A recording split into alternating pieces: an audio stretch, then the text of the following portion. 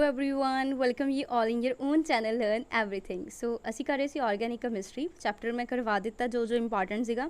ਹੁਣ ਅਸੀਂ ਚੈਪਟਰ ਦੀ ਸਮਰੀ ਦੇਖਾਂਗੇ। ਦੇਖੋ ਚੈਪਟਰ ਦੀ ਸਮਰੀ ਦੇ ਵਿੱਚੋਂ ਨਾ ਕੁਐਸਚਨਸ ਬਹੁਤ ਦੇਖਣ ਨੂੰ ਮਿਲਦੇ ਆ, ठीक है। सो मतलब मोस्ट ऑफ दी क्वेश्चन जोड़े ना आराम नाल जज हो जाते हैं चैप्टर की समरी दे विचों भी।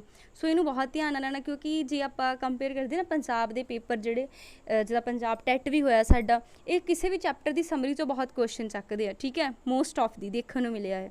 सो असी भी करांगे नाल, ठीक है। सो देखते हैं फस्ट ऑफ ऑल चैप्टर की समरी च जो फस्ट हैगा साडे कोल, wait yes chapter summary. Functional group determine the characteristics property of a compound. हुण जे तुहानूं पुछया जाए कि पेपर च मैं क्वेश्चन भी नाल दसांगी किद्दां फ्रेम हो सकते हैं। किसी भी कंपाउंड दी जिहड़ियां प्रॉपर्टीज़ आ कित्थों डिटरमाइन होंदियां, एक्चुअली उहदे फंक्शनल ग्रुप तो किहड़ा फंक्शनल ग्रुप लगा वो डिटरमाइन करदा उस कंपाउंड दी की प्रॉपर्टी होणगियां, ठीक है जी। सो फस्ट तुहानूं गल क्लीयर है, किसी भी कंपाउंड दी करैक्टरिस्टिक्स प्रॉपर्टी कित्थों पता लगदी उहदे फंक्शनल ग्रुप तो। नैक्सट है फंक्शनल ग्रुप में भी कार्बन कार्बन मल्टीपल बॉन्ड और carbon carbon bond to other atoms such as nitrogen, like मतलब कार्बन कार्बन डबल बॉन्ड हो सकता, या कार्बन कार्बन ट्रिपल बॉन्ड हो सकता, या कार्बन का ट्रिपल बॉन्ड किसी होर नाल भी हो सकता, लाइक एन नाल, या कार्बन का डबल बॉन्ड ओहदे नाल। सो किसी भी तरह हो सकता। सो यही डिटरमाइन करता है कि उस कंपाउंड दी प्रॉपर्टीज़ की होणगियां। सो यही फंक्शनल ग्रुप डिटरमाइन करते हैं कि प्रॉपर्टीज़ की होणगियां। सो क्लीयर आ, या फंक्शनल ग्रुप तुहानूं भी पता हुंदा सी दे नाल OH। सो मेन की तुसी याद रखना है, जो पेपर च क्वेश्चन आ गया कि which factor determine the properties of compound, that is the functional group. So next question they move on करते हैं। Next is the homologous series, जो मैं ऑलरेडी करवाई भी सीगी, ठीक है। होमोलॉगस सीरीज़ की होंदी है, एक अगे तो अगे सीरीज़ चलती है जिन्होंने CH2 का डिफरेंस होंदा है, ठीक है। मैंबर पोजैस करदे वाली properties and functional group and have the similar chemical characteristics. इन्हां को कैमिकल करैक्टरिस्टिक्स की होंदी है, इन्हां कोल सेम होंदियां हैं, ठीक है। सो जिहदे विच member possess the same functional group भी सेम रहिंदा आ, कैमिकल प्रॉपर्टीज़ भी सेम रहिंदियां, बस फर्क कितना आ जांदा CH2 का। उत्थे मैं तुहानूं सीरीज़ भी दिखाई सी प्रीवियस वीडियोज़ दे विच, आपां कीती सी ना होमोलॉगस सीरीज़। उस तो बाद जो सैकेंड क्वेश्चन हैगा जी साडे कोल, वो ये हैगा आइसोमर। आइसोमर तुहानूं मैं दस्सिया सी की हुंदे आ, जिन्हां दा सेम मॉलिक्यूलर फॉर्मूला हुंदा, बस उन्हां दी फिजिकल ते कैमिकल प्रॉपर्टीज़ जिहड़ियां ओह चेंज होंदियां। मतलब उन्हां दा फॉर्मूला सेम रहेगा, जिद्दां उहदे आधार ते बनाए सी स्ट्रक्चर आइसोमरिज्म, जिहदा फॉर्मूला सेम सी स्ट्रक्चर डिफरेंट हो गई, इहदे फंक्शनल सीगे जिहदा फंक्शनल ग्रुप चेंज हो गया। सो आपां सारे आइसोमर कीते आ ना प्रीवियस वीडियो दे विच। सो मेन आइसोमर्स हुंदे की आ, जिन्हां दा फॉर्मूला सेम रहिंदा, बस फिजिकल ते कैमिकल प्रॉपर्टीज़ चेंज होंदियां। जिहदा पेपर च क्वेश्चन इदां आ सकदा, isomer what are the isomer, उत्थे ऑप्शन दित्ता होएगा same formula molecular formula different physical chemical properties, या same different molecular formula same physical chemical property. So इदा वो 4 ऑप्शन अलग अलग करके दे देगा। स्ट्रक्चर आइसोमरिज्म तुहानूं पता। Next is inductive effect. Inductive effect कीता सी असीं पहली गल तो परमानेंट इफैक्ट सी कीता सी ना। इहदे विच की हुंदे सी इलैक्ट्रॉन डिस्प्लेस हुंदे सी long the chain carbon atom due to presence of polar covalent bond at the end of carbon chain. मैं समझानी, देखो उत्थे भी आपां कीता सी इंडक्टिव इफैक्ट दा, फॉर एग्जाम्पल एक कार्बन चेन है ना, ये एंड तो एक पोलर बॉन्ड बन गया जिदा CCl, इतने पार्शियल पॉजिटिव चार्ज, इतने की आ गया नैगेटिव। पोलर की होंदा, एक पासे पॉजिटिव एक पासे नैगेटिव, वो जो बॉन्ड है उन्होंने बोलते हैं पोलर बॉन्ड। क्लीयर। सो ये पॉजिटिव नैगेटिव के विच क्या पोलर बॉन्ड। हुण ये Cl की बहुत ज़्यादा इलैक्ट्रोनैगेटिव है, ये की करेगा अपने वालों इलैक्ट्रॉन्स खिंचेगा, यानी इलैक्ट्रॉन्स की डिस्प्लेसमेंट होएगी। ये बद तो बद 4 कार्बन तक जाता है, ठीक है। 4 वाली तो जाके खत्म होंदा, 3 कार्बन तक ज़्यादा होंदा, चौथे तो निगलिजिबल होंदा बहुत घट।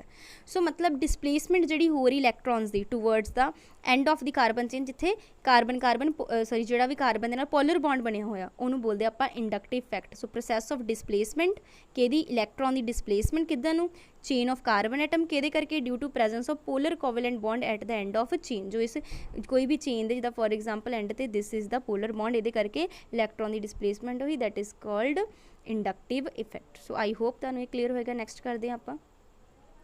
नैक्सट है जी साडे को इलैक्ट्रोमैरिक इफैक्ट। देखो इलैक्ट्रोफैरिक इफैक्ट भी कीता सी, ये की सीगा, ये परमानेंट नहीं सीगा, ये की सी साडे कोल टैंपरेरी इफैक्ट सी, जिहड़ा अनसैचुरेटेड जिदा डबल बॉन्ड वाले हैगे उन्हां च राइज हुंदा सीगा, जे तुहानूं याद होवे। बट इहदे लई सानूं की चाहीदा सीगा, बाहरों कोई अटैकिंग रीएजेंट चाहीदा सीगा, जिहड़ा अटैकिंग रीएजेंट अटैक करदा सी, जिहदे नाल जो इहदे विच आयन्स फॉर्मेशन हुंदी सीगी।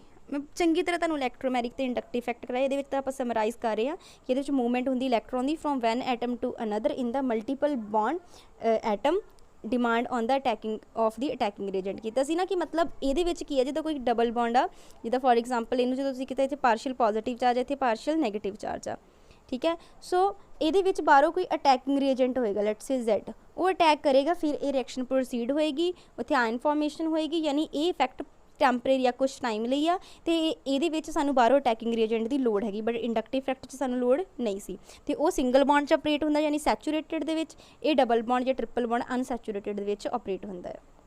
ਨੈਕਸਟ ਹੈ, if the molecule can be represented by 2 or more structure, none of which capable of describe the all known properties of the compound, then actual structure is intermediate of resonance hybrid of these structures, such phenomena is called resonance। मतलब कोई molecule है ना, ਉਹਨੂੰ ਤੁਸੀਂ represent करते bye 2 या उस तो ज़्यादा स्ट्रक्चर ना, बट कोई भी स्ट्रक्चर कैपेबल नहीं हैगी कि वो सारिया नोन प्रॉपर्टीज़ जिहड़ियां उस कंपाउंड दियां वो डिस्क्राइब कर सके, तो वो जिहड़ी एक्चुअल स्ट्रक्चर हुंदी आ वो इंटरमीडिएट या फिर रेजोनेंस हाइब्रिड हुंदी है ना सारिया स्ट्रक्चर दा, इस फिनोमेनन को बोलते हैं रेजोनेंस।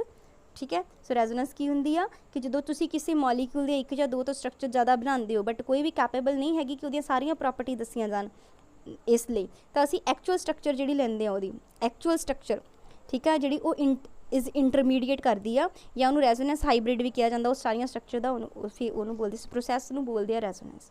ठीक है। Conjugation between the electron of H and C bond with multiple bond is called hyper conjugation.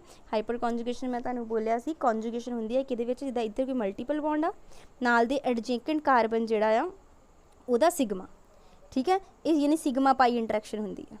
ठीक है। उही उन्हें दस्सण दी कोशिश कीती इत्थे कि कॉन्जुगेशन किहदे विच होई, इलैक्ट्रॉन ऑफ सिंगल बॉन्ड ते विद मल्टीपल बॉन्ड, यानी single bond with multi bond जिहड़ी ये कॉन्जुगेशन है that is called hyper conjugation. उदा मैं तुहानूं भी चंगी तरह करवाई हुई है, हुण तां आपां सिंपल देखांगे ना।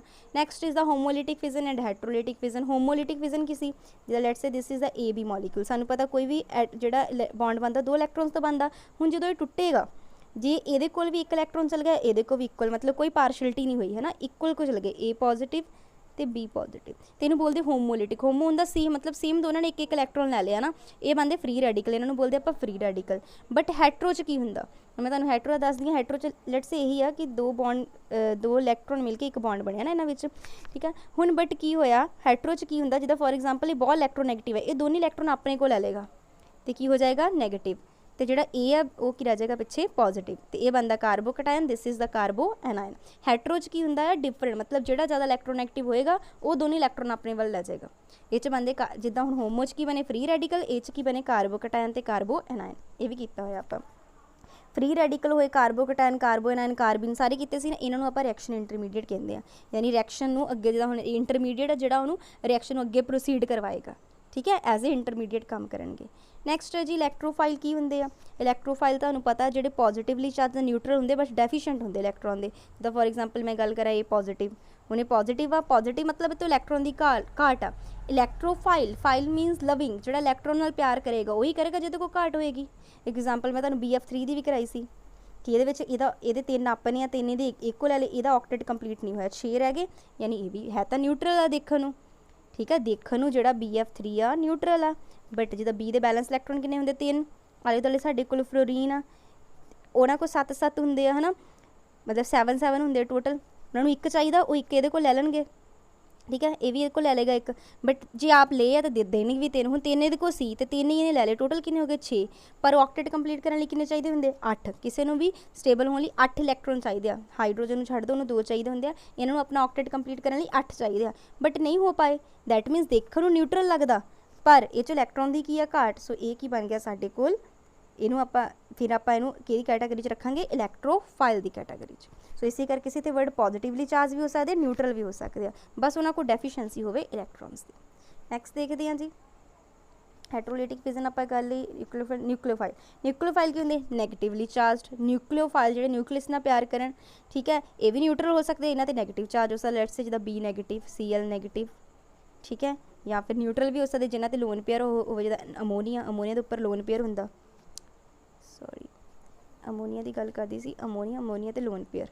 ठीक है। जे कोई लोन पेयर पिया मतलब किसी को देने रेडी है, जोड़े किसी को दे सकते हो, की हो जाते तुहाडे कोल न्यूक्लियोफाइल। उस बार रिएक्शन सी अलग अलग, सबस्टिट्यूशन रिएक्शन, सबस्टिट्यूशन की सीगा सिर्फ रिप्लेसमेंट होंदी सी। ठीक है। होर कुछ नहीं हुंदा, की हुंदी सिंपल रिप्लेसमेंट। एडिशन की हुंदा 2 चीज़ आपस में ऐड होकर एक सिंगल प्रोडक्ट दिंदियां।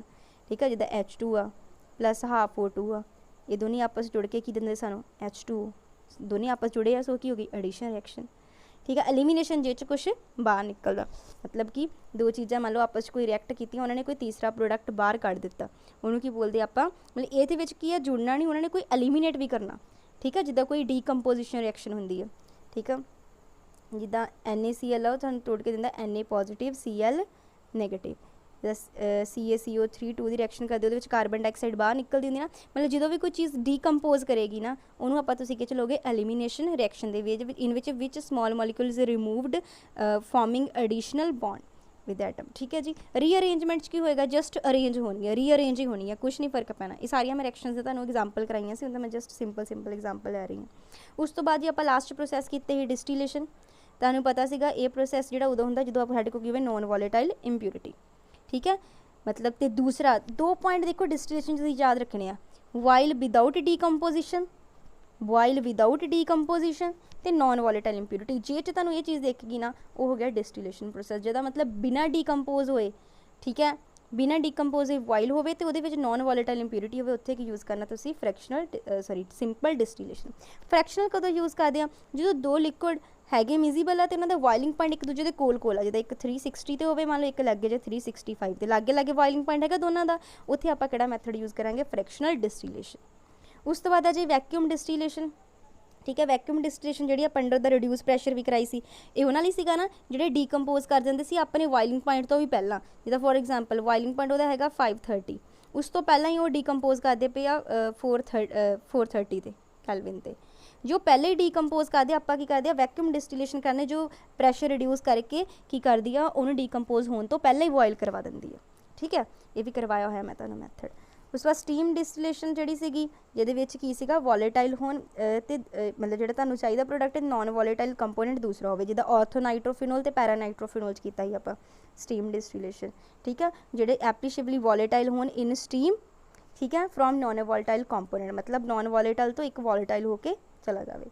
ये differential extraction method is use to separate the organic compound. हाँ जी, जो कोई ऑर्गैनिक कंपाउंड एक्व सोल्यूशन होंदा सी ते आपां नूं शेक करते सी ना किसी सुइटेबल डाई दे कोई सुइटेबल सॉल्वेंट दे नाल, ठीक है, जिदा बेंजोइक एसिड ते water, benzoic acid in water सी तो उत्थे बेंजीन एज असी आपां यूज़ किया सीगा ना सॉल्वेंट, तुहानूं याद होवे तो मैं मैथड कराया सी।